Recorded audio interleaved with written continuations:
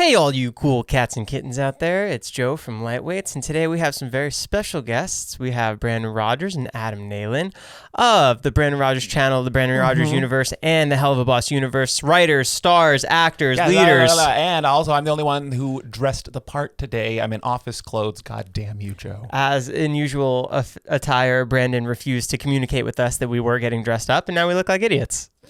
Yep, and I even brought my office mug from home. I have the same one in my kitchen, I swear. Yeah, it's very similar. And you know what? I'm glad that one of us is planning today. Who's this asshole? Oh, hi. Yeah, that's me. You can bleep that. I know we're early and we want to get monetization for this. We're going to be diving into The Office today. Michael Scott themed, Dwight Schrute themed. However, when I was on Instagram today, I saw a huge, massive note. Helluva Boss is on Prime. Hazbin Hotel is on Prime. Hazbin Hotel. Different show, same creator. What the hell? That's massive. I can't say one is better than the other. Although the one that I'm in more of is better. Is this not crazy to you? You're going to be on Prime? Dude, it's the craziest thing. So this is like the first big network anything I've been a part of. So it's awesome that like all the news is out there. It's great. Brandon got announced today as being a part of the cast for Hazbin, which is awesome. I've been having to sit on this for such a long time. My hole is sore. I thought that we were at first when I got the news. Yes, I went through this like a year ago. A year ago, I went through all of this, and then we just had to keep it quiet. And they've announced every fucking cast member on this show except for me and a few others. So finally, yes, we're the last batch that they just kind of release all at once and they go, and these people are in it too. Wait, this is a big deal, no? Yeah, no, it's huge. And it's a big batch. I mean, it's got a lot of names in there that Darren Criss is in it. We have Christina Alibato and who else? Leslie Kritzer. Broadway. They're Broadway people. Joe would. Sorry, Joe. I'm sorry. Know the Straights people, wouldn't Joe. know these names. But these Darren Criss, you would though. That's YouTube. Broadway. It's theater, and they're great singers. They're very talented people. Yeah, they're wonderful. Yeah. So is this this isn't the Helluva Boss universe? This is Helluva Boss universe. In fact, there's a pilot of this show already out on YouTube. On Viv's channel. Viv's channel. And A24 picked that up to produce it. Amazon picked it up to distribute it. It's going through some big holes, dude. Yeah, this is as Hollywood as it gets. And I'm so proud of her because we saw it when it was just a YouTube channel, and it's just sort of, we've seen every step of the way from it going, from YouTube videos to an actual real TV show. At least what is a TV show today? If you're on Prime, that's as good as being on Prime Time back in the 90s. Is it the same? Everybody, like you guys are writing it. You guys are. I don't write this show. That's why it's not as good. But Adam's a writer on this show. Yeah, I'm a writer on both Hazbin and Helluva. I got it. Makes sense. Okay. I get it. But it is a great show. I saw the whole season, and it is a beautiful series. I mean, how many episodes? Is it 8? 8 episodes. Yeah. That's crazy. Yeah. Jumping from YouTube over to the Amazons. Yes. And it's been a 4-year wait for fans, and they're getting 8 episodes, so I hope that they're worth it for them. That's so cool. Well, congrats. Thank you. What was your first exposure to this show, The Office? I had a friend who tried getting me into the show, and I watched it, did not laugh once. I hated it. Really? What was the first... Do you remember the first episode or thing you saw of I don't like this? I think they tried showing me season 1. Which is garbage. It's a little hard. Come on. Well, there's the Diversity Day, which I think is really one of the. I think BJ Novak wrote that, and that just was unlike anything. That actually was the episode that caught me, and I was like, oh, there might be something. This is different. Actually, no, I think I hated it. I can't remember. I didn't like it when it first. Did you like the British Office at all? Because I feel like season 1 is the closest in tone to the British Office, and that's maybe why it doesn't gel with some people. Fun little fact about that, they intentionally tried to make season 2 a little different to appeal to the more American audience, which is why in season 2 it's a little brighter. They raise the lights so that it's more visually colorful, and they changed Michael Scott's character to make him more... And his hair. I will say his hair improved dramatically from that weird greased back, Yeah, I hated that. Yeah, I did hate that. A lot of stars start out really ugly, and then as they grow more successful on YouTube, they become more handsome. Oh, yes. YouTubers especially. Yeah, especially like people who dress in character, people who star in Helluva Boss. Yeah, I have the Benjamin Buttons disease, so I'm getting better and better until I'm a ripe old little toddler. What was your guys' first exposure to The Office? Do you remember yours? I'm not sure what my like first exposure was to it. I definitely remember liking it, and that was something that we bonded over. But weirdly enough, like most of my memories with The Office kind of really start once I know Brandon, and we start watching them every week when they air. So I don't know. It's hard to tell. It's hard for me to remember exactly when. Like you got to watch it live. Oh yeah. Oh yeah, and that was really great because, and this is what people who weren't around for The Office then don't get to savor. It was that there was a week between every episode where you would have discussions. You talk to your friends about, did you see what happened? What do you think is going to happen? There was like a time to really like speculate and wonder about the show and be in wonder of it. And then the next episode would drop, and then you'd all get together, and it would be a whole event. It's unlike anything with streaming offers now, and that's the one reason why I don't like it when shows drop all at once, all the episodes, because then it's like it kind of robs you of that campaign of enjoying it. My memories of The Office kind of start around when I knew Adam as well. We both kind of discovered the show together.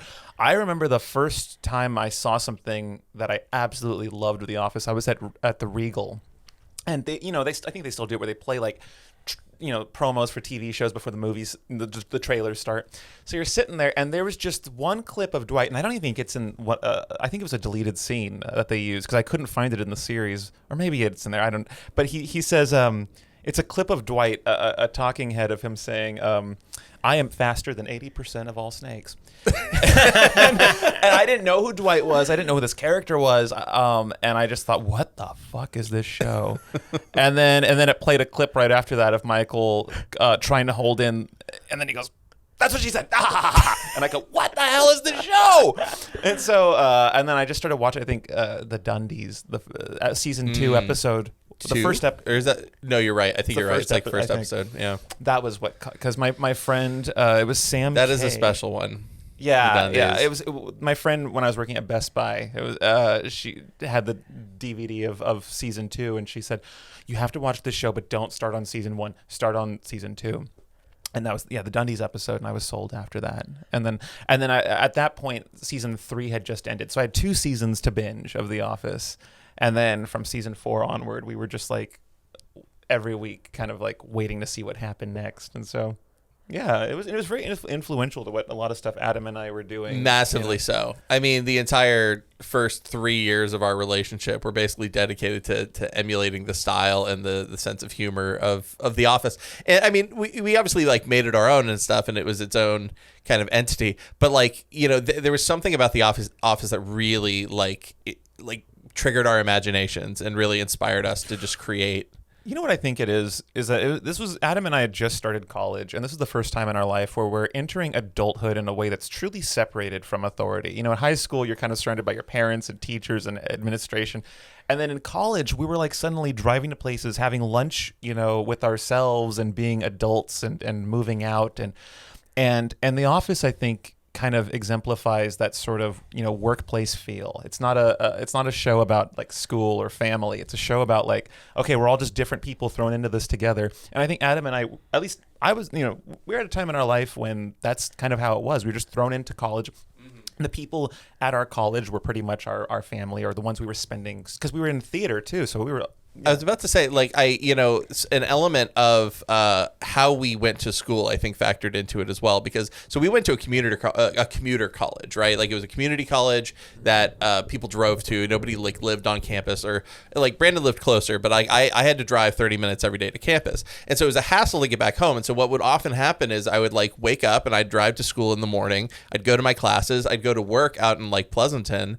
Another 30 minutes away, and then I'd come back for rehearsal at night. So I very effectively did live at the school and around these people, and I only used my home to sleep. And I think that being constantly neck deep in the social element of school and in the creative juices of the social group that we were in really The Office kind of played into that, because that's in your reality with The Office, that's how the characters are. They only live with each other at the office. You never, at least, especially at first, you never really see them at home. You only see them at work. Mm-hmm. And it just kind of felt that way. Like home didn't exist for us. Like we just only lived together here at this place at this time, And also being on top of that, like being in college in theater, you're around the same people a lot. And a lot of our humor, a lot of how we got through the day was not gossiping. It was more of shit talk. I don't know what it was. But like there would be a lot of weird people in these classes. And like high school, you know everyone already. But in college, it's all new strangers. You're starting from ground zero again.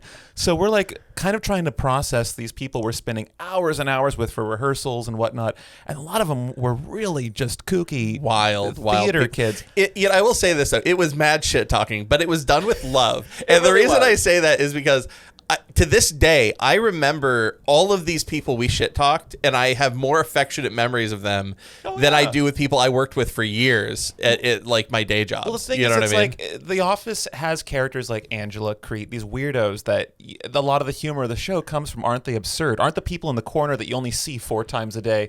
What's that guy's story? What's her story? And so I think, yeah, you love those characters the same way we loved everyone we were in theater with. But there is sort of a wonder and a spectacle to a bunch of weirdos thrown into a room together, and when you only know 3 or 4 or 5 of those weirdos, you know, you kind of huddle, you create a group, and you're just like, how about what did Donna say today? I'm sorry, I'm still Jizz all over here. Look, I got you right on Thank the you. right Yes. on the penile area. Yep. This episode is sponsored by Heineken 0.0. If you don't know, it's an alcohol-free option to the original Heineken you love. If you're getting sick of the juice, the soda, the water, well, Heineken 0.0 might be for you. It still has 100% taste, but 0.0% alcohol. That means it's perfect for all the times you want a beer, but might not want the alcohol. I know a lot of you are giving up alcohol for dry January, and I'm here with you. Let's do this together. So if you're still going out with the boys, you're hanging out with the girls, you're trying to still have fun, try Heineken 0.0. It has 100% the taste, 0.0% alcohol, and my favorite part, it's only 69 calories, baby. Sure doesn't taste like it. So check my link in the description. You must be 21 plus to purchase, and please enjoy Heineken responsibly. And for real, if anyone wanted to do dry January, maybe you didn't have a friend or a partner to do it, shoot me a message. I'm gonna do it with you. I'm responding to everybody. Huge shout out to Heineken 0.0. Dry January. Let's do this. I think that's why the show was such a hit, because originally they were tailoring it to older people, the white collar audience, but then as people were logging on to watch those extended clips on NBC.com, they realized younger people were watching it, and that's where they started to tailor that humor to that. Because exactly that's where you run into the Creed Brattons when you're in class and you're like, why is this person here? But you were forced to see them every single day. Yeah. And I think that's what made it so relatable to everybody. And I think like at the time I was doing like YouTube videos. I didn't quite know what to do. I kind of knew how to emulate things on TV. But when I saw The Office, I said, well, here's a formula that is made for low budget because it's supposed to look candid and janky and documentary style. It unlocked a whole new world of filmmaking for all those young people. You don't need fancy lighting. You don't need fancy sound equipment. You don't need like it's the content itself. It's the characters, the drive the whole story. Yeah. They took like guerrilla filmmaking and turned it into a like a primetime network show, which is nuts. You know, was it cheap to make? Probably, right? It must have been. I heard that the Jim and Pam proposal scene was $250,000 at the courthouse with all the rain in the rain at the gas station. At the gas station because they had to. That's wild because that looks super. That's just the side of the road somewhere. They built that on a racetrack in the middle of a racetrack so they could have cars just passing by. You know, they had one lane going one way, one. You know. And they just shot it from across the racetrack, and then that was all, I think, fake rain. It was all, everything about that. Yeah, I guess the rain hookups are probably pretty pricey, especially if you have to do it at a new place, like a new location. Think about all the times I watch The Office, and I think about all the things I couldn't afford, and I'm like, all the times it snowed in that parking lot. Like, that's real, like, that's not just dust on there. Like, that's clearly very real snow. They had to get an ice machine and like shred all that shit. Like that was a whole department of people that had to do that, and they needed lunch, and they needed healthcare, and they needed all this shit. I'm just like, God damn. I'll say it like this then. I think it's a show you could make for cheap, whether or not they did.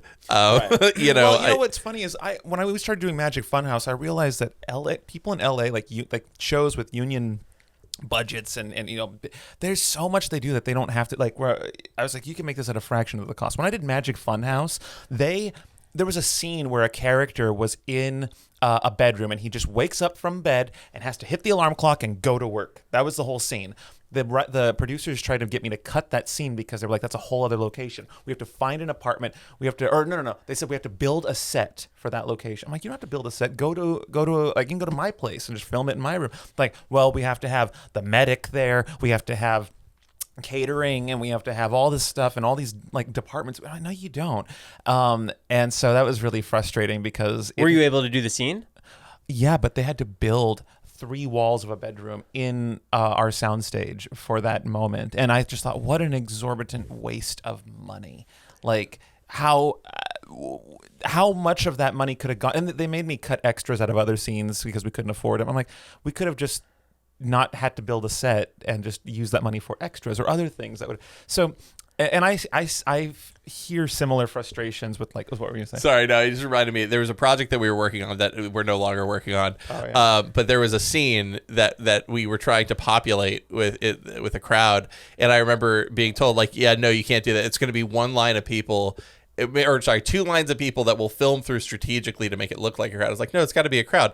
And then they were just, it was just like, no. And then they were like, by the way, we found the budget to give you people later in a scene that we didn't need them. And we were like, dude, what the hell? Like, Yeah, it happened on that project. That happened on Magic. It happens a lot where it's like you have non-creatives controlling the money, and then the creative people going like, well, no, the money needs to go here, here, and here. And they go, no. It's going to go here, here, and here. Same amount of money, but I'm going to filter it the way you don't want it. And so that's we're going to put it in the most inconvenient places. Exactly. Yeah. And this has been a tale as old as time. I hear about this with everyone who's like, they're independent, and then, they get a movie deal, they get a show, they get something. And it's like, you think that's the dream. And it is. But at the same time, this is the other edge to that sword, where you have all these other producers in the kitchen with you, and they're just watering it down, or they're telling. Whereas with Helluva Boss or something independent, like what we still we're still independent. We have total freedom to do whatever we want. If we have that scene in the bedroom, I don't need to run it by anyone other than the person's room that we're filming it in. And so Do you prefer shooting your own productions versus pairing up with those bigger?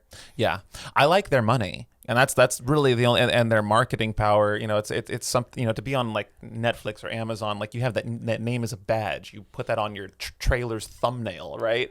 But beyond that and the funding, there's not a lot of pros with on YouTube. There's only the algorithm and the audience themselves are in control of who's watching my stuff. It could be so I like not having a filter of producers or that red tape of Hollywood holding me back from viewers or what I want them to see. But yeah, anyway. What I do think is cool about a show like The Office, though, is that like it can clearly like save its budget in its normal set pieces, and you can write around some of these bigger moments in a season to like really pick and choose where you spend your money, where it's like not every show has that luxury, you know what I mean? So it's just another like element of The Office that just makes it like that much more brilliant, I think, is its ability to through writing, through breaking a season, really figuring out the hot spots for budget and stuff. I will say one thing that I wish that we had the money for, which must be nice, is having that fake office set. Most of our locations are real buildings, and I would love having an environment where you can control like the day of the time of day outside. I think that must have been so fun as a creative on that show, writing everything in a fully controlled set. Don't you have a studio that you? We do, but even in our studio, you're still holding for like those are. It's not like a sound stage like that. It's more of we shoot in like warehouses that have sets inside of them, and so if a plane goes by, you're still hearing that plane. Oh my God, Right. the planes.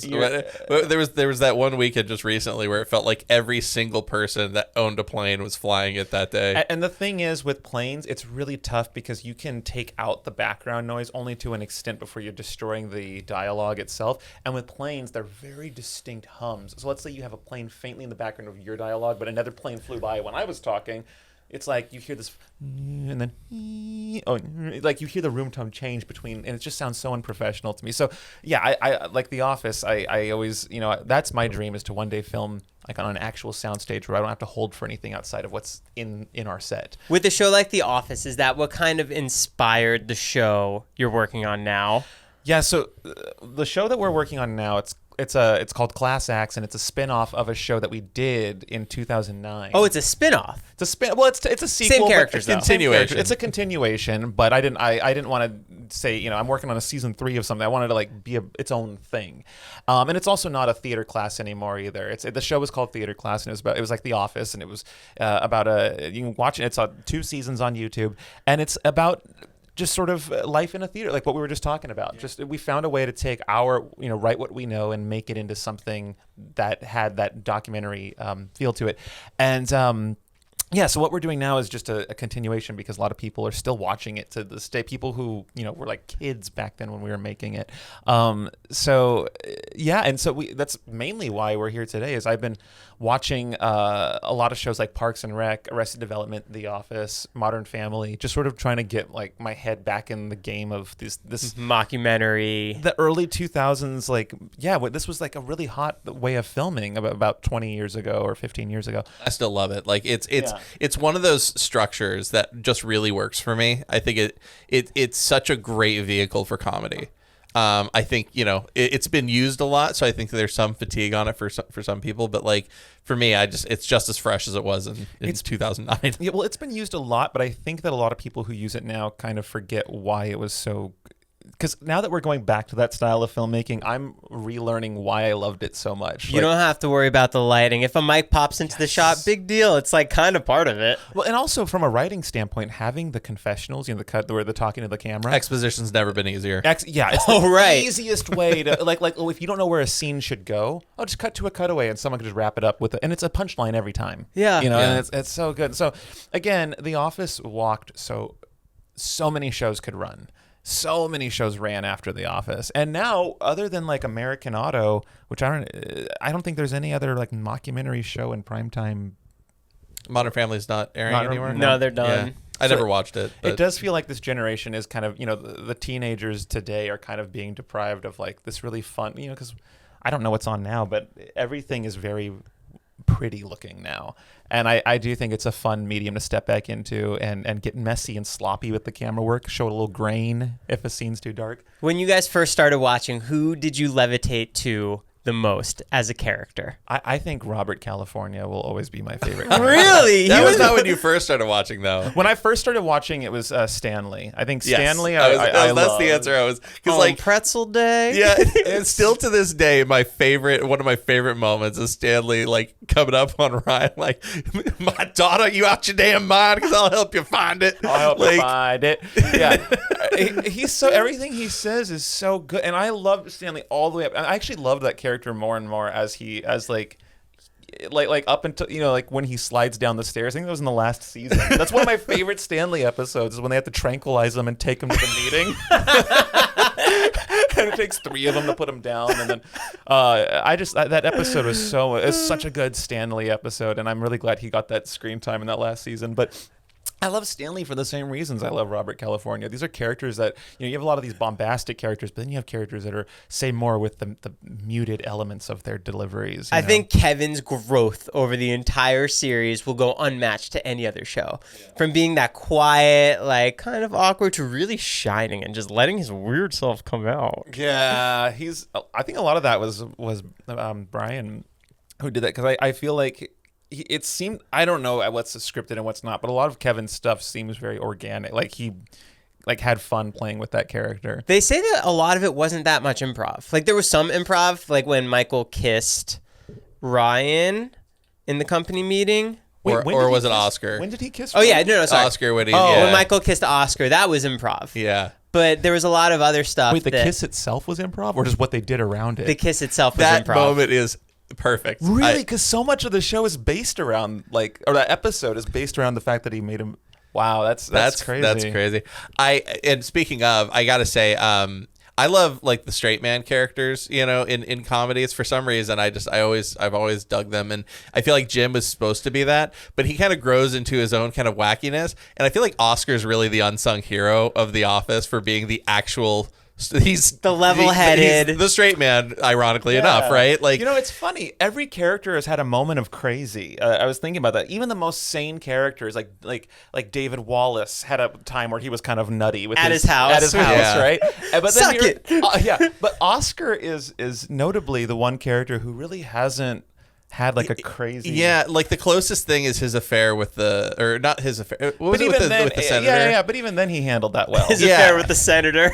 Yeah, I think he made up for that, because then he let Angela move in with him, and he made amends with all of that. Spoilers, by the way. Yeah. but even that's not like a crazy moment. It's just kind of like he's finally doing something kind of like against somebody else in the office, if you will, like against them. But not even really, because like she was gonna get fucked in that situation either way. Like, I hope they didn't write him that way because he's gay. Like, I know a lot of writers give queer characters like they're the smartest ones in the room and they can never do no wrong. I hope that wasn't Oscar. I love how he is, but I hope that if I don't know. In fairness, though, in like when they introduced him, the kind of played straight gay characters in 2009 were still very tokenized, and so I think he was kind of revolutionary in his the pendulum swing back and forth like that. He was one of the first gay characters I remember being just like normal, and actually normalizing being gay. It's just like, no, it's just an element. Other than that, he's the most normal dude around. You know what I mean? Other than that, you know what I mean? But like, for the time, right? It was seen as so like out there, and he's just like, no, I'm just a dude. If you haven't watched The Office in a little bit, and you were to go back and start from a season, which one do you start from? Oh, 1. I really like 1. Really? Yeah. I'm always at 3 or 4. Yeah, I just watched picking the healthcare plan one last night, where Dwight's like, yes, list all of your diseases to me so I can make sure they're covered. Like, that's a brilliant moment. It's so funny. You know what? Dwight was the same in season 1 though. Like, he was a character that they did not change between seasons 1 and 2. But so that makes sense. Like, his moments were really good in the first season. I like all the, other than 1 and 9, I like all the odd number seasons. No, that's not true. I like 2. 2 is brilliant. 2 is brilliant. 2 is the season that I always go back to and I go, oh no, this is the best season. But then I think overall my favorite is season 5. 5 and 6 are really strong seasons. Season 5, I think, in my opinion, it's the season that kind of has it all, because there's like so many good 1-hour episodes in it, but then there's also like, we get to know a lot of the characters more. Michael Scott has his own paper company in that season. You have the Super Bowl episode, which had like a much higher budget, and you could tell they spent more time on that because they had more eyes watching it. A season that and season 7 I really liked, because it was like Michael's winning like his like victory lap. It was like, okay, every episode in that season was like him making up for something that he fucked up in the previous 6, which I thought was fun. I think the best thing that season 5 did, honestly, is it gave Pam a lot more agency, and like she actually starts developing like ambitions outside of just being like, oh, I want to draw pictures, and oh, I have a troubled love life for 4 seasons. Like, oh well, and now she's with Jim and everything's working out. They're like, oh, what do we do? How about we give her like actual things to do? And it's great. It's a wonderful change for Pam, like making her a little bit more ambitious and making her actually want to move forward and do things in life and stuff more than just her art. And I really loved what that injected into it, especially when they get back. And this is more season 6, but like when they get back from the Michael Scott Paper Company and she's a salesman in the office, and it starts creating friction, and the dynamic completely changes in the office. And then you get the introduction of Erin because of it, and she's freaking wonderful. So she was such a great ad. Yeah, fit right in. Maybe the strongest ad of any of like the newer characters. Season 5 is what made me respect Pam a lot. Yeah. I will say that's like when she started. It was when she leaves the company with Michael that I was like, all right, Pam. Yeah. Ellie Kemper, is that her name? I don't know if I'm saying that right. But she's genius. Yeah. Ever since the YouTube the blowjob girl video, when I saw God, this girl is a comedic genius, and that was just an uncut one shot of her, just I'm assuming improvising or whatever. But what was that video again? The blowjob girl, where she's like, I'm gonna take your she doesn't know what it is. Shit. I'm gonna make it so dry for you. And I just thought, it's gonna be like sandpaper in my mouth. And I remember when I saw her on The Office, I was like, they got blowjob girl. I was so happy. Was that a Derek Comedy video? I think it was Derek Comedy. Yeah, because the guy getting blown was one of the white guys from Derek Comedy. Yeah. But I just, and then a lot of people went on to really funny stuff from that group. I mean, it was Donald Glover is like the center of that group. If we can go back in time, we should join Derek Comedy and all get on The Office. What was the first video you guys did together? Our first video is, I think it's theater class. Our first like scripted video that we did together was probably theater class. I don't know. David After Drugs was around that time. Theater class was the first. Our love of The Office is what joined us. I think that was the first scripted video we did. Yeah. And then since then, you guys have done everything together? Or a lot, almost everything? Not everything, but Adam lived in Oregon for a while. About 4 years. We didn't really work with each other much then, but Blame the Hero. Blame the Hero. Blame we the wrote Hero. Together. We wrote Blah Blah the Clown. Yeah, Bryce. Normal British series. Normal British. Yeah, Helluva Boss. And then Stuff and Sam a little bit too. Stuff and Sam. A little bit. Most of Stuff and Sam was you on your own, but I came in for like a couple episodes. I remember the first he said episode. Adam was coming in for a couple. Yeah. Yeah, I arguably would not be here if it wasn't for Adam. Did you know we were both baptized by the same priest at the same church? Oh yeah, this is a fun in story. a town that's nowhere near where either of us lived. How? I don't know. It's the weirdest thing in the world. Father Crumlish. Yeah. That's insane. You guys figured that out. I feel so bad. His name was Father Crumblish. Crumblish. And I don't know who started this nickname for him, and it's not even a nickname. But now every time I say his name, I can't not think of Father Cumblast. It's Father and Cumblast. That's all I hear. I'm surprised he hasn't used that for a video yet. Neither of us got cum blasted by him though. Don't worry. For the record. For the record, he was a sweet old man, like really just a very nice guy. I remember him being like the softest, like he was emotionally so sweet. The softest. He had a really soft touch when he caressed Well, me. in all fairness, when he dipped me in that water, I was probably softer than him. But because I was a baby. But he no, he was a sweet guy though. He was very sweet, yeah. And he died shortly after he dunked us both.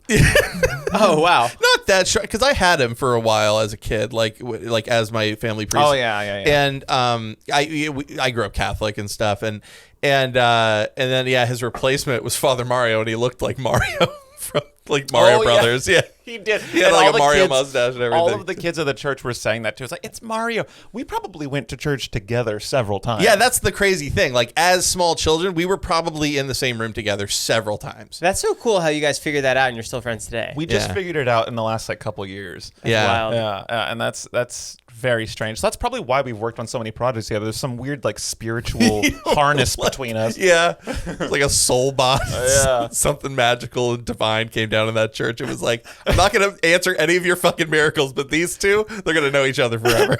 These two are going to work on a show about hell. Have you guys ever met anyone from The Office in real life? Okay, actually, he drove by Oscar. So funny enough, on the freeway, I'll never forget this. On the freeway? On the freeway, not here though. That's the thing is we were elsewhere in Northern California, and I was just driving around, and I saw him, and I was like, Oscar from The Office, and he's like. And like went along his way, and I was like, well, and here's the other thing: where we come from, like that kind of celeb sighting is something you talk about for years. Like nothing happens. Everyone knows about it. So it's when something like that happens, everybody knows about it, and you talk about it nonstop. And it's like every party you got to tell that anecdote. Also, so years later, when I was working at the law firm, I saw Oscar. He was at a fundraiser that we were doing, and he came to speak at the fundraiser. And I went up to him and I said, "You saw my friend Adam on the freeway a long time ago." And with his eyes, he was saying, "I don't care." But then I said, "And then we made a show," and then even more, "I don't care." And he was like, "We made a show called Theater Class," and I'm telling him about it, and I'm just like, well. You're already committed to the story, so finish telling him about it, but he doesn't care. I'm surprised you haven't had anyone cameo in any of it. I'm surprised too. I don't really know anyone from The Office. We had talked about it. You had some kind of connection to Meredith from The Office, right? Wasn't that it? And she had watched the show and she liked it. No, not Meredith. Angela? No, it was from Reno 911. Oh, sorry, you're right. I made a mistake. It was the blonde. I can't. The why am I blonde thinking of her lady name? from Reno 911. But yeah. Anyway, she brilliant actor. I don't know where I got Meredith from. Wendy McClendon. Yeah. Anyway, she was interested in being in Theater Class for a hot second. That's the closest I've been to anyone, even remotely. But and Jack at the time, which was just funny because like we work with Jack now very frequently. Jack Plotnick. But at the time, he was the biggest celebrity any of us knew that we were like close to. And we're like, oh my god, he was in Buffy like for a couple episodes. Oh my God. I will so say, exciting. I will say I was so enamored with The Office when I moved to LA because they were on their last season when I moved here. And I would stand outside of the set while they were filming, and the actors would drive right past me, and I would wave to them as if they gave a shit, but with their eyes, all of them, I don't care about you. Get out of my way so I can go to work.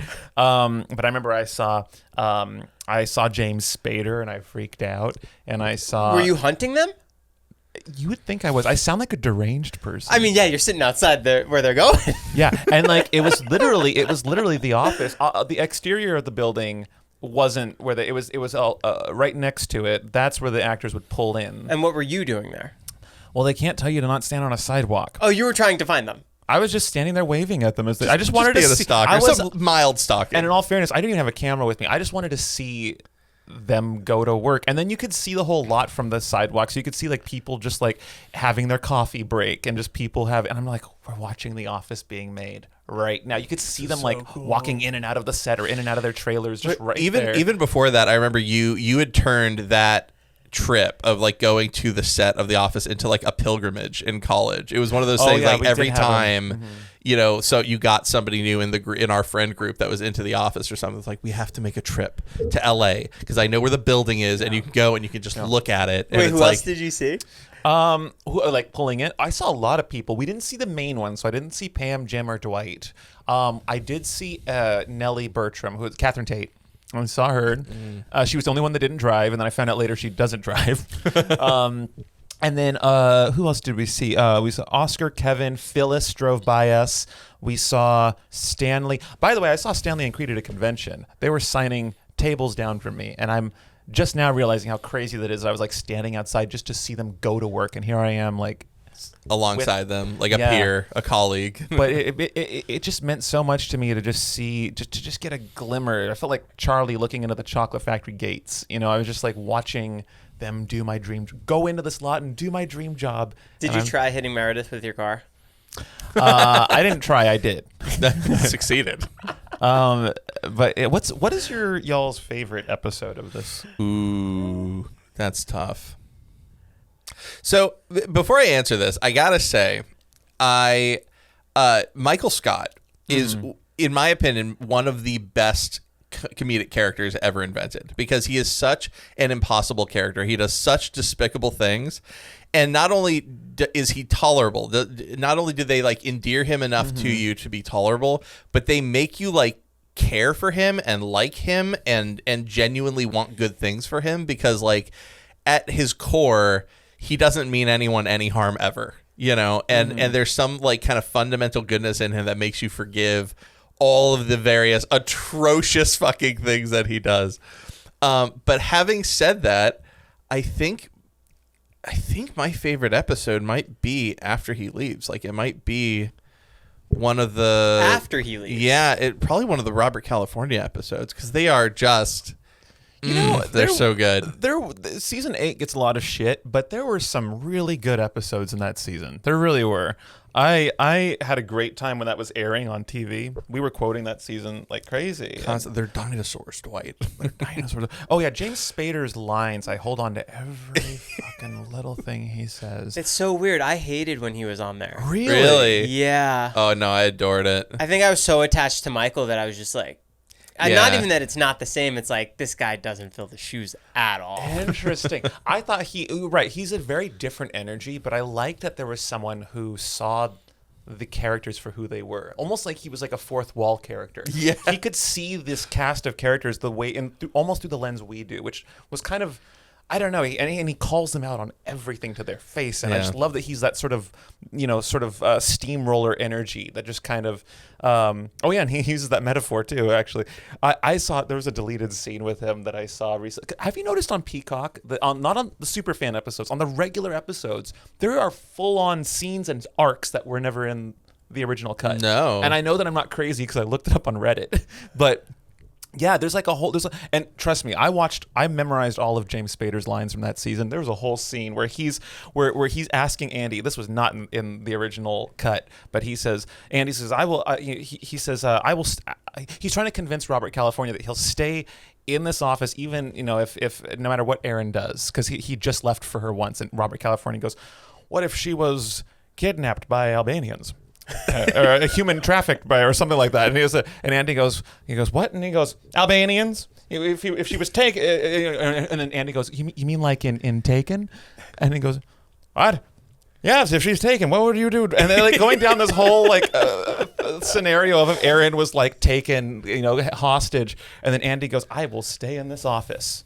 And then Robert goes, well, I'll remember you said that. just little lines like that. I liked his presence a lot, and I get to people who were very married to the whole what made the show work originally, which was the Michael Scott's, and having this boss that everyone reacts a certain way to. I get it. James Spader his character did not bring that, but every scene he was in, I was just loving seeing this guy evolve. But what's your favorite episode of the show? I don't know if I have a favorite episode, but I do think that in season 3, Michael's dating Jan. Jan's fired. There's just so much happening in that moment that when Michael's dating his former boss who doesn't have any money and she's living in his condo, there's just so many things happening to Michael, and he's trying to be positive even though it's not positive. Oh yeah. I think those are just the moments that stick out to me the most. I think, I don't know if this is my favorite episode, but I think my favorite moment, and that is the kids show thing that Michael reveals that he was on a kids show once, and it's kid Michael just going what does he say? It's I want to be a father, because if I have a father, I can have 1,000 kids, and that'll mean I'll have 1,000 friends, and none of them can ever leave me. And everybody just looks at Michael with just utter pity and stuff, and it's just. So it's such a perfect moment, because it's also that moment that once again it endears him to you in such a way that it doesn't, all the shitty things he does are forgiven, because he is ultimately still that sad child, and I adore that. It's a perfect character moment, Yeah, it's hard to hate someone who's just such a sad clown all the time. I feel, and I love that he doesn't. There's a sense of pride that he has, that he's still, like you were saying, this is fine. This is fine. Everything's fine. That's a $200 plasma screen TV that you just broke, babe. How are you going to fix it with your $0 of your salary? Oh, it slides right into the wall. I love it. That episode, didn't that episode win an Emmy or something? Did it? I think that Dinner Party might be universally among fans. I think that's the most well-respected episode. I was kicking that episode around in my head when I was thinking about favorites. Yeah, that was definitely in the running for me. Police come, they know Dwight. I also love the one where he buys the condo, and that one makes me sad. Though. Maybe I just like the sad episode. He's just getting locked into this commitment. Fucking Dwight tells him too. He's like, this is a 30-year whatever. It's you're buying your coffin. Yeah. and all of a sudden Michael's all the excitement is taken out of the purchase, and he's just oh shit. Yep. And the walls are paper thin. It's 6 years or however long he has to, or no, yeah, it's he's well, he gets out of there. Did they ever acknowledge when he moves out, or did they? I don't think they really talked about that. I don't think so. Damn, we have to wait for that season of the Superfan edits to come out, season 7. I'm curious to see what deleted scenes are from season 7, because they were doing a lot of Michael wrap up that season. This might be a hot take, but when I tried watching the Superfan episodes, I couldn't get into it. I have a hard time getting into it, too. I haven't watched them at all. So they're on Peacock, and they're maybe from the 22-minute episode, now it's 35 minutes or 29 minutes. So there's a lot of extra that does throw off the flow of the episode. They were good cuts. One thing you have to remember is that the show we ended up loving so much was there's this flow that we ended up falling in love with. And when you add extra scenes, people don't realize it, but subconsciously your attention span, can we just get to the part that I know is coming up? Right. And you're right. And maybe as a new viewer, it might be amazing, but for someone who's seen it so many times, it's Wait. I will say this. Granted, a lot of those cuts are made for like TV time, but ultimately, like, I like the quickness of the show. And one thing that I remember Vivian from Helluva Boss, she said this when someone found lyrics to a song that weren't public, like lyrics that were cut, and they were like, oh, well, these lyrics you can tell the character, blah blah blah blah blah blah.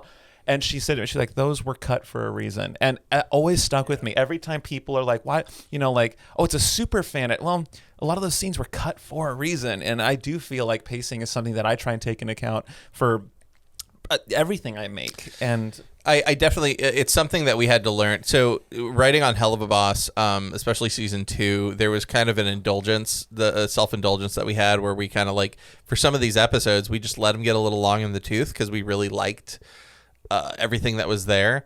And then, honestly, on subsequent viewings, it's like, we could have made this tighter, like it wasn't actually as important or as meaningful as we'd kind of led ourselves to believe.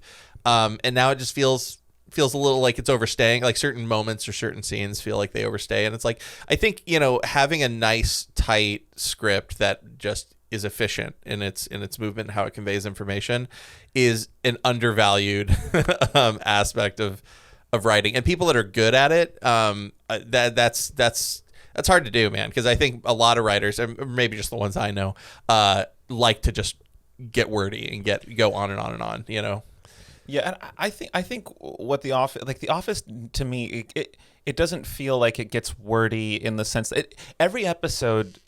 Season 1 maybe not so much, but every episode feels like it's very aware of its pacing. It feels like, okay, the audience just cried. Now here's here's humor. Okay, now here's drama. Now here's humor, and it does it at a rate in which you don't feel it's necessarily going too slow or too fast. And I remember that was one thing I noticed even with my own work. It was like, okay, what The Office is this? Why does my work feel XYZ? Why does Adam and I are very analytical with everything we watch. I mean, we could watch a movie and talk about it for hours, and we're very good at recognizing, like, when a movie makes you feel a certain way, what ingredients, what components trigger you to feel that way. And a lot of it is pacing, and especially with comedy, especially with internet comedy, people, their attention span is much slimmer than like television or film. So it's like, you really, if they feel like it's going too fast, they could lose attention, or if it's going too slow, they could lose attention. And so in many ways, I think The Office for us was like kind of a Bible in terms of pacing, but I think for a lot of other shows too. If you notice, like Friends has like half as many punchlines because there's a laugh track they have to wait for. And The Office was just really good at filling those gaps with something. I had a film teacher who once told me if nothing interesting is being seen, then something interesting needs to be heard. One or the other, right? And or don't do both, or don't do none. It's like something interesting needs to be at all times being seen or heard. And on The Office, you almost always, even just by the characters themselves, you can watch that show on mute for the first time and be like, who the fuck are these weirdos? So I again, it taught me to be very aware of, like, even just like a character's appearance and how long they're on screen for, how long you hold on to a cut for, before it becomes boring. And I think everyone subconsciously notices these little details too. There's a gaming like idiom, I guess I'd heard that there's all these open world games, right? And there's something intuitively that a lot of players feel that like most people don't put word to, and that is how long your attention span holds when doing a singular task. So specifically, in traveling in open world games, there's this how long kind do you of go rule. without running into someone? Exactly. They say it's like you can only really expect the player to move and travel from point A to point B for about 40 seconds before they get bored. And so like games like GTA will either fill the gaps or like fill the distance with things to do or things to avoid to make it more engaging, or like other games will just place things that are no more than 40 seconds apart from one another so that you never get bored just running in the middle of nowhere. And sometimes if a game doesn't do that, those are the ones that get criticized for like, this feels empty, or this feels unengaging, or this is boring. And I think shows are kind of the same way. It's like you can only leave people in a conversation for so long before it's like, okay, give me a cut to another scene or something. I think movies play by different rules, but in TV, I think and especially in comedy, I think there's you can't just have Jim and Pam talk for like minutes and minutes on end. You know, you need to cut away to other people doing other things. You need to, give that additional stimulation of and the feeling of forward momentum. Because the other thing is, they don't always perfectly do that. And those episodes sometimes feel like they drag on a little bit, and it actually has nothing to do with the episode. It has everything to do with just we stayed in one place in one conversation in one moment too long, and it just feels like it's dragging the whole episode down. Also with TV, and especially with internet stuff, even more so than TV, there's film, television, and then like looking at stuff on your phone, and each one of those comes with more and more distractions. So like in a movie, you're just in a black box looking at a screen, versus if when we upload content, most of the time people could be watching it on the bus or in a public environment or just even at home, but there's a million other distractions. So it's like, it is kind of like a shouting contest where like when you make something, it's almost like that first, especially the first 15 or 30 seconds, it's just, look over here, and don't give them a chance to really kind of disengage or look away. When I worked in sales, I used to sell knives. I used to sell cutlery. Is that a pyramid cutlery? Cutco. Yeah.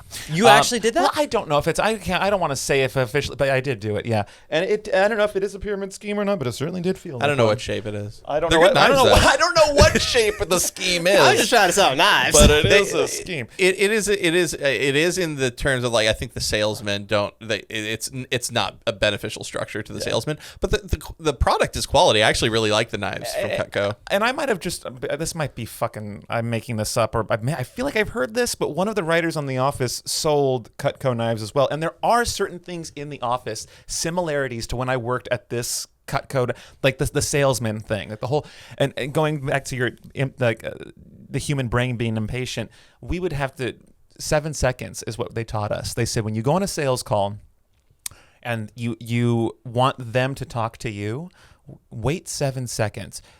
They said, I guarantee you, no one will by second 6 or 7, they will not let that silence go on. If you look at someone and you nod for 7 seconds, you just wait for them, and they will usually say something that tries to make the scene more comfortable, to make you happy. They'll say something more in your favor just to break that silence. A book on chili. I don't know if I need this. We're only 4 seconds in. It's already awkward. Yeah, I can't handle it. And what sucks is that it's very obvious to me. It's not very subtle. And, wait, they want you to do that? Yeah. And I will say, because it's weird, because it makes you as the recipient of that pause, it kind of makes you go, it's like, are they not understanding what I'm saying? Did they not get it? Like, okay, that makes me mad. But it can push you into making concessions, right? And it can push you into like, okay, you didn't get, like, let me continue. Let me explain further. Let me give you more ins to like convince me. Basically, is this making sense to you? No, I'm not. I don't think I'm funny. the guy. I wasn't even trained this way, but I know exactly what you're talking about. And it's like in like big business negotiations, they use this tactic too. Like when the pause happens and you're the one holding the pause, they don't know that. They're getting uncomfortable, and they're going to say something that you will more likely be accepting of. And so it's just to get rid of the awkward silence. They're not going to double down and make the awkward silence more awkward by saying something you don't want to hear. And so after I found out about this, after I just worked for Cutco, or Vector Marketing, that's what we're supposed to call them. But after I worked for them, I had no respect for salespeople, because I just realized, you're just like crooks, and you're actors, but at least actors, there's a contract and we know how much money we're getting and everything's on the table up front.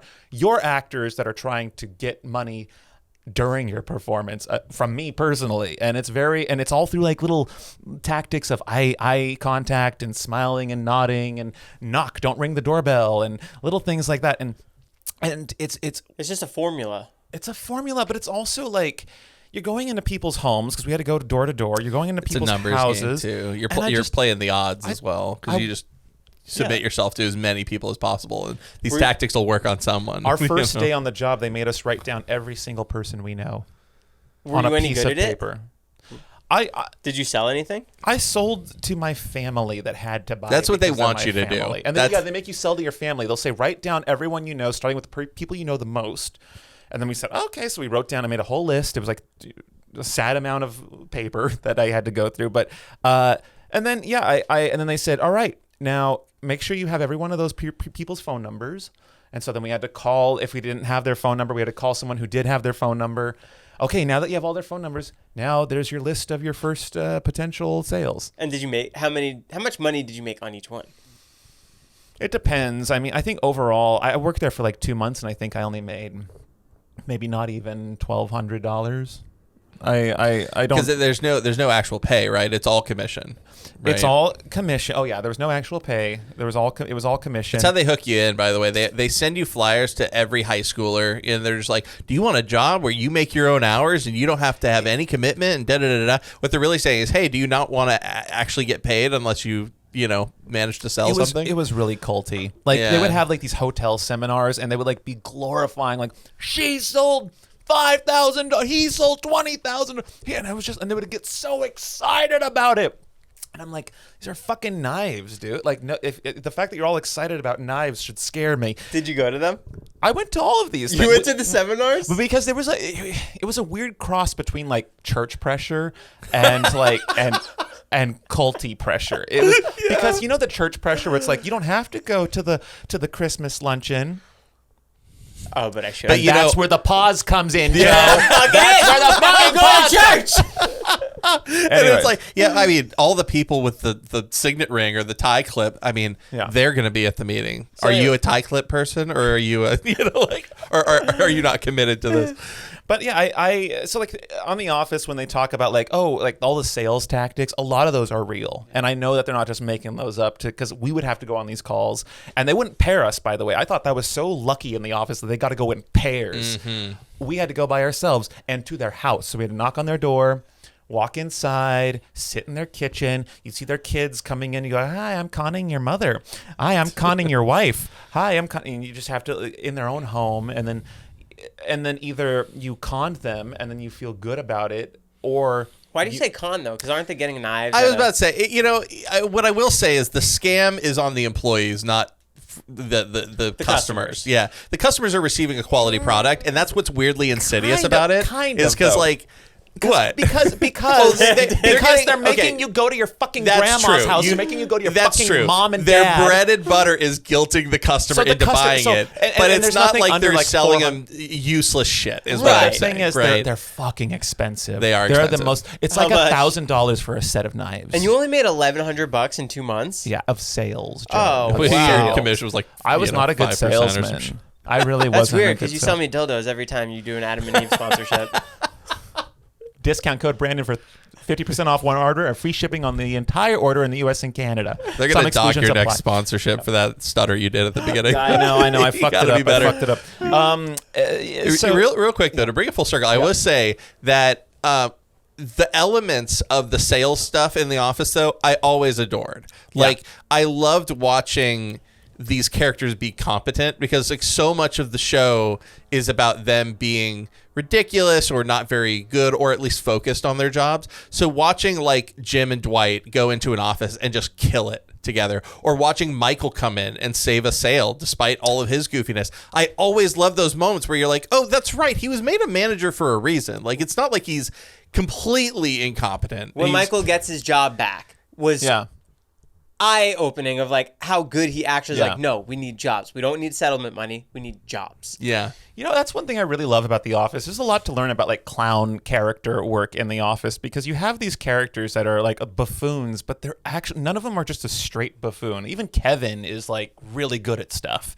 And I love that, because I think it's easy for people to write a character that's two-dimensionally dumb or kooky or weird, and these are all people that have the capability of having existential crises, or having their heart broken, or I love the resolution for him too, in for Kevin specifically, owning the bar, and like he even has kind of a moment where he's like, I wasn't a good accountant, I am good at this. Like, this was like this almost like you did me a favor kind of a thing of like, I wasn't in the right place for me, and now I am, and I was able to do that because of a tough conversation that you're sorry for, but like, here I am. And it's like, it's nice because we show for seasons, years and years of how incompetent as an accountant he is. He makes all kinds of numbers errors and stuff. And I love that they're not like backing away from that, like, no, you're good at this job. It's like, no, he was a person that hadn't found where he belonged yet, and once he did, he was happier, and like that's kind of a really cool resolution for the one truly incompetent character of the bunch, you know. Can I say that finale? I watched the finale again recently. That's a really good way to end the show. It's a phenomenal finale. I didn't do that on purpose. The alliteration. Yeah, I love how they wrapped it up. I thought the screen time was used really well. I love that like the doc became part of the show, and just that whole ending bit with like Creed's montage or him like playing the guitar. I just thought, wow, it was kind of like, it was dark in the sense that it felt like all these characters knew they were about to stop existing. You know, and they were all about to go down together, and they're all happy, and it was just this moment of like, oh, this is like, I don't want any like spin-offs. I don't want any sequels. This is where it just needs to end. I love it. And I know a lot of people are lobbying for like, oh yeah, The Office needs to come back in some form or another, but I just love it as an encapsulated story. As it, you know, season 9 is probably my least favorite season, but I loved the way they tied everything up. Yeah, there's some really good high points in season 9. I think all seasons have like you're grading on a curve a little bit. Yeah. You know, it's like, how genius is it? Is it like, you know, mind-blowingly galaxy brain genius, or is it just like pedestrian genius? You know, and like I said, like season 1, I still love. There's so many amazing comedic moments in season 1. Stanley with the basketball, and he's doing this. You have to cut to the wide for this one, and he's dribbling the basketball, and he's holding. I don't know what this is. Diddling me is what it looks like on camera. But yeah, his little, you're black, Stanley. Yeah, Barack is president. Yeah, that whole, I love anytime Stanley was a plot point in an episode. The did I stutter was a blessing. Yeah, I stutter. I just love His heart rate monitor. Oh my God, get it? Because gay. One of my favorite was like, I took an extra shot of insulin for this. If I don't have some cake soon, I'm gonna die. Why don't you have an apple? Why don't you mind your business? I do love Stanley. Oh my gosh, yeah, He's the best. I should watch the Superfan episodes, but I feel like, I wonder how much time they could have, or how much money they could have saved if they knew ahead of time, oh, we won't need to shoot these scenes. Right. Like, because there's so much, even to this day, I will find loads and loads of clips from episodes I thought I had seen everything from. And I'm like, how much were they filming? The extended like 5-minute cut of a 30-second scene. Right. It's so crazy. I thought it'd be fun to wrap up today's episode with a couple trivia questions. Okay. All right. So, Brandon, Adam. Oh, shit. Put your hands on the buzzers. Did the computers really work? Yes. You're supposed to buzz in, asshole. That's my buzzer. Yes, they did. That is fact. 1 point to Brandon. Wait, did they have Wi-Fi on them? The computers did have Wi-Fi, and it was to help feel as if the actors were really in an office. I wonder if anyone had something on their screen they shouldn't have. They had to look busy, and obviously they're filming the doing screens, stuff. so you can't just have a dead monitor, right? You could have a dead body on the monitor. Someone's can? at rotten.com. I mean, some of them were. Who was always playing solitaire? There was one of them. They that were was like, all was it Creed playing. or Meredith, though, specifically, who like I think every Stanley? single time you, Stanley because he was does like crossword Sudoku puzzles. or Oh, crossword. But no, there's one of them like literally every single time you see their screen, there's solitaire on it. That's so I funny. hate that game. Who was a casting agent for the show and ended up being cast as an actor? Is it BJ Novak? No, I know this one actually. It's Phyllis. That is correct. Oh, really? Phyllis was a That's casting. cool. Phyllis That's was a very casting cool. agent for the show, and she ended up being cast when she was doing the roles back and forth with people, and they're like, "Oh, you would be perfect for Phyllis." And it's Oh, that's crazy because great. she's such a good actor, even outside of The Office, that I'm like, how are you not? Like, it's blows my mind that we almost didn't get Phyllis. Right. As you know what I mean? That because she's just one of my favorite characters. You know what I love about Phyllis's performance more than anything, and it's because like I've noticed other actors not doing it very well, is her weak voice. Like when she kind of like gets into this, like there's like an art to being able to do that clearly and like punctuate things properly and to like control your voice when it's that kind of weak and fragile, and like do it well. And she has so much range in that kind of like whimper voice. Yeah. And so many other actors like can't do it. Like they try and it comes out hollow, or it comes out. Also, like, she cries on command too, there was an episode where she just started crying, and I was like, holy shit! If I had an actor do that on one of my sets, I would be you know what I mean? Every Yeah. episode. Yeah, boom, cry. Well, actually, I've had Cornbread can cry on command. I think it's just so impressive when someone could just start crying like that, because it's like, holy shit, that is a muscle. The final question of the Office trivia: who was the first member cast? Ooh, I don't know, but I would love to take a guess. Do you actually know though? Before I do, I don't know. Is it Jim or Dwight? my guess would be Robert, California. I'm trying to think. Like if Season you're 6, Robert. is the answer intuitive? Let me just If you think about it, you can figure it out. okay. What makes the most sense? I mean, Michael would make the most sense. I was trying to think, if you're trying to cast an American version of the British Office, it feels like it should be one of the main four of Jim, Pam, Dwight, or Michael. Maybe it's not intuitive. Maybe it's not. Okay. All right.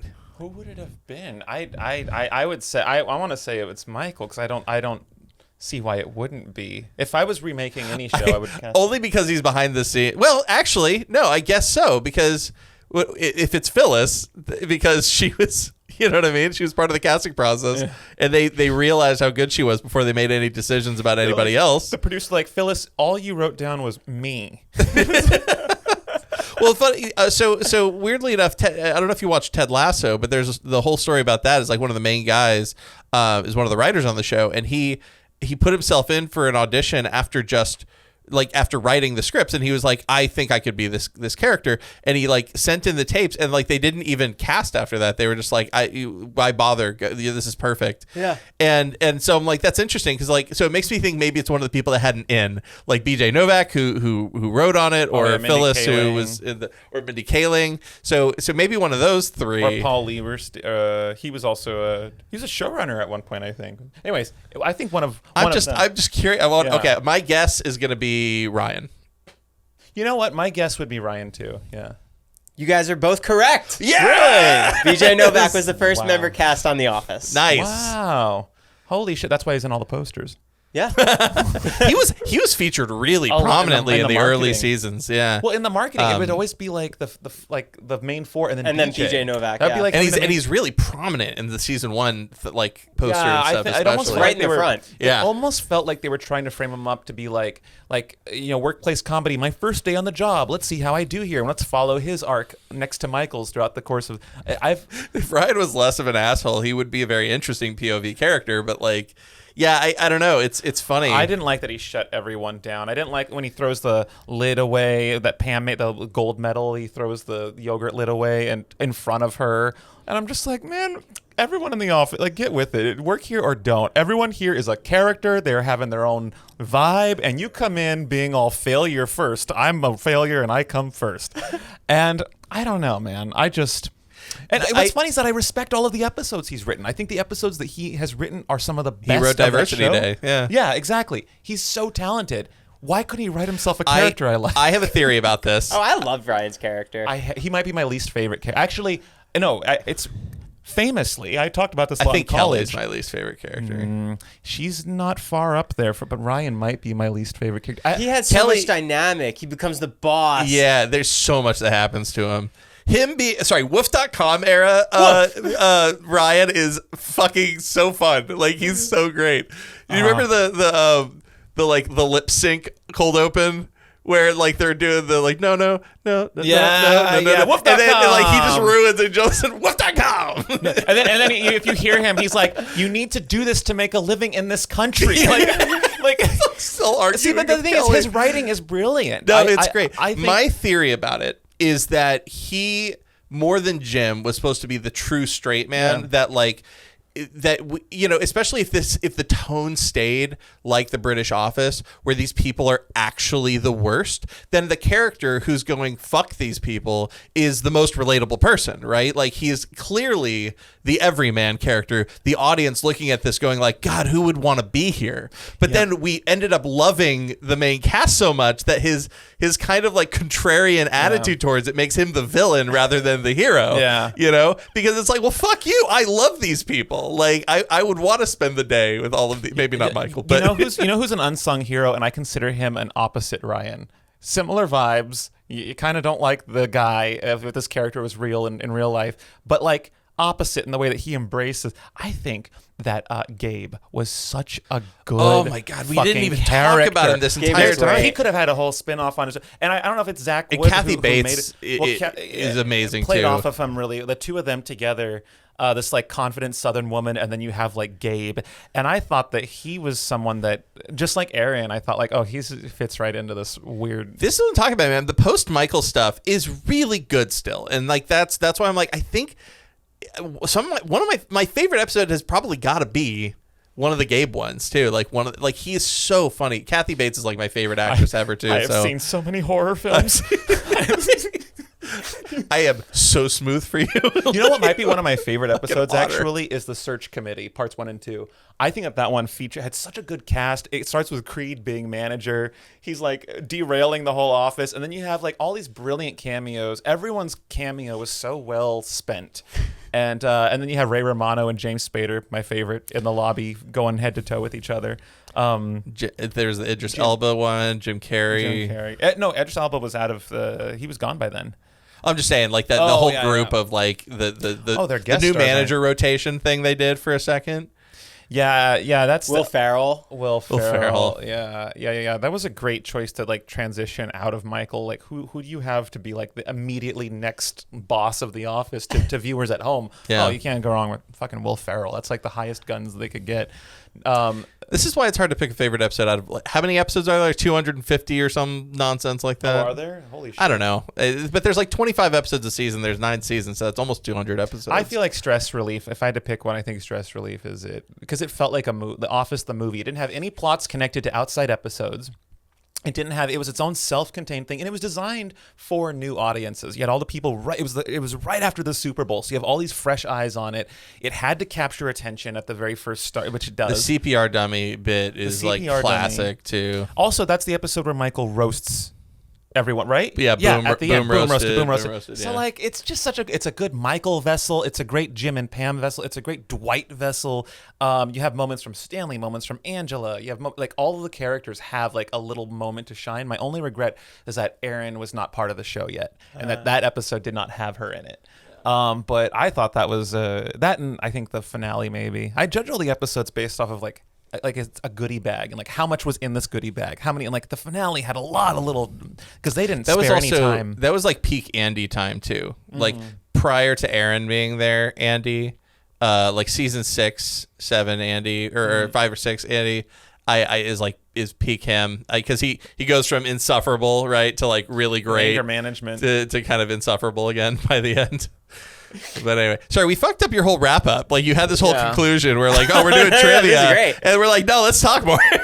No, this is great. Guys, if you like this episode, make sure to subscribe. Leave a comment down below if you want us to do another come on, I series. dressed up for this. Brandon dressed up. Give a thumbs up for his suit. What shows do we want to? If anyone wants to do a Breaking Bad, I can. I was going to say let's do Breaking Bad. I can go on forever about Breaking Bad. I could, yeah. I haven't done. I need to watch Better Call Saul though. I haven't. Finished my that. God! You could argue that it is equal to Breaking Bad and Better Call Saul. I don't know if there's one that's definably more quality than the other. They're both. I gotta watch it, and then we'll do both. We'll do both series. I love it. Guys, give this video a like, subscribe, check out Brandon, check out Adam. There'll be a link down below. Congrats on the hell of a universe. Thank you. So crazy. Congrats so on crazy. the podcast. Thank you. Yeah. And apparently this is one of the last times we'll have. You said this shitty setup. Yeah, because of Brandon and Adam, I'm getting 3 new sofas. Yeah, because and also. Are we paying for it? Or like? I'm invoicing you as soon as you leave, but the 3 of us are going to chip in and get me a new studio setup. Love it. Okay, all right. Keep dreaming. Cool. Lightweights, out. Cool. Thank you, guys.